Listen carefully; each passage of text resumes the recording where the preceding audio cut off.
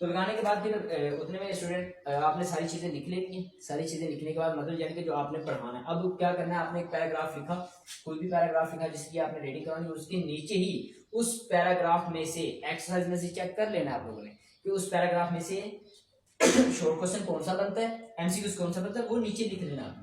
हालांकि आपने उनको ये रीडिंग ही देनी है, याद करने के लिए रीडिंग ही देनी है आप लोगों ने, उसके वर्ड मीनिंग देने हैं या रीडिंग करवानी है, ये 1 to 4 की बात हो रही है। और एक्सरसाइज में जो एक आधा क्वेश्चन एमसीक्यूज में आ जाता है, शॉर्ट क्वेश्चन में आ सकता है, तो आप उनको क्या करें कि आप उनको ये बताएं कि आप बेटा ये देखिए हमने ये पैराग्राफ पढ़ा है, इसमें से ये शॉर्ट क्वेश्चन बने हैं, आप उनको उसी टाइम ही समझा दें, तो ताकि उनको उनके जहन के अंदर बात रहे। जब हम एक्सरसाइज हल करेंगे तो उनको पता होगा कि हमने ये किया होगा। फिर आ जाता है, आपने व्हाइट बोर्ड रेडी कर लिया, स्टूडेंट्स कितने में क्या कर रहे हैं, स्टूडेंट्स रिवाइज कर रहे हैं।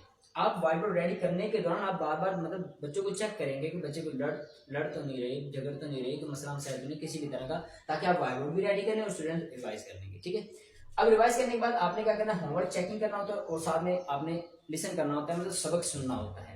तो आपने क्या करना है कि होमवर्क की कॉपी 1 by 1 पकड़ते जाना है और स्टूडेंट को खड़े करते हैं, चल बेटा सुनाओ। अगर स्टूडेंट्स ज्यादा है तो ठीक है, सर से हम सुनते हैं, कुछ स्टूडेंट से सुन लेते हैं, कुछ को नहीं सुनते।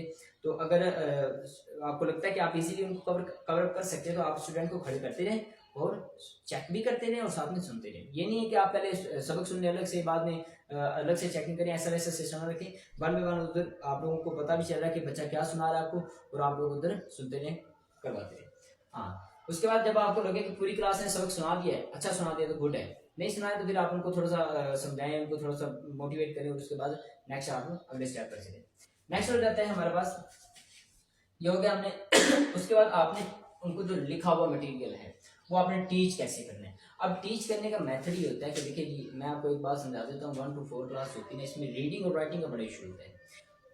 बहुत सारी चीजें हैं जिसमें स्टूडेंट्स के अंदर होनी चाहिए, मतलब आईक्यू लेवल उनका बहुत अच्छा होना चाहिए, थिंकिंग लेवल बहुत अच्छी होनी चाहिए, मुख्तलिफ तरह से मुख्तलिफ लिहाज से हर चीज देखी जाती है। लेकिन फिर भी आप लोग बेसिक पर क्या चीज नोट कर लें, फिर भी आप उनमें क्या करें कि रीडिंग और राइटिंग का बड़ा मतलब अच्छे तरीके से उनको गाइड करेंगे। अब जब आपने व्हाइट बोर्ड रेडी कर लिया, पढ़ाने के दौरान आपने उनको क्या कर देना कि बेटा देखिए मैंने लिखा कैसे हुआ है, पहले आपने उनको एक व्यू देना है। ठीक है, पहले दे दें या फिर पहले पढ़ा लें। अब पढ़ाना कैसे कि आपने जो भी चीजें लिखी हुई हैं आपने उनके साइड पर लिखना है सिलेबल वर्ड्स। सिलेबल वर्ड आपने कर मतलब जो आप वर्ड थोड़ा सा बड़ा है उसके सिलेबल वर्ड बनाने हैं, सिलेबल वर्ड बनाकर आपने बच्चों को कहलवाने हैं।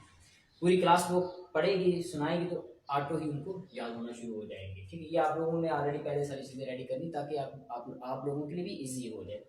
नेक्स्ट बात आ जाती है कि चेकिंग, सॉरी मेथड, आपने ये मेथड मैंने आपको बता दिया। अब मेथड में होता कुछ यूँ है कि पहले हमें एक टॉपिक लिखना होता है, टॉपिक में बहुत अच्छे तरीके से हमको गाइड करना होता है। ये मैं थोड़ा सा उस डीपली चीज़ें नहीं बता रहा, ये मैं वाइट बोर्ड के जितना हमने टॉपिक लिखा होता है मैं उस लिहाज से गाइड कर रहा हूँ। अब लेसन को एक चैप्टर को स्टार्ट करना उसमें बहुत सारी चीज़ें आ जाती है। पहले उनको एक व्यू बयान करना होता है, हमने उसको पहले समझाना होता है कि बेटा ये चैप्टर किस चीज़ के बारे में है, इसके अंदर क्या क्या बातें डिस्कस हुई हैं, वो एक अलग चीज़ है। लेकिन फिर फिलहाल मैं आपको वो चीज़ गाइड कर रहा हूँ कि जो वाइट बोर्ड के ऊपर हमने लिख दी है